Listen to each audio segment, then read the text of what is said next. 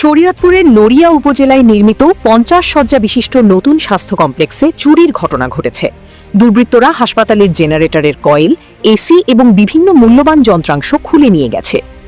জানা গেছে, বুধবার ৩০ এপ্রিল দিবাগত রাতের কোনো এক সময় এই চুরির ঘটনা ঘটে।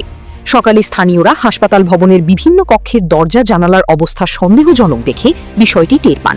পরে ভিতরে গিয়ে দেখা যায় হাসপাতালের বিভিন্ন গুরুত্বপূর্ণ যন্ত্রপাতি ও মূল্যবান সামগ্রী চুরি হয়ে গেছে। এরপর স্থানীয়রা তাৎক্ষণিকভাবে পুলিশকে বিষয়টি অবহিত করেন।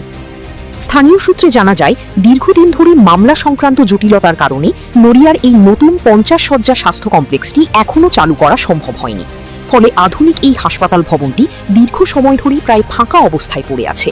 আর সেই সুযোগই চোরচক্র হাসপাতালের ভিতরে প্রবেশ করে চুরির ঘটনা ঘটিয়েছে বলে ধারণা করছেন এলাকাবাসী। এ বিষয়ে নড়িয়া থানার ভারপ্রাপ্ত কর্মকর্তা ওসি বাহার মিয়া বলেন, চুরির খবর পেয়ে ঘটনাস্থল পরিদর্শন করা হয়েছে। তবে এখন পর্যন্ত এই ঘটনায় কেউ লিখিত অভিযোগ দেননি।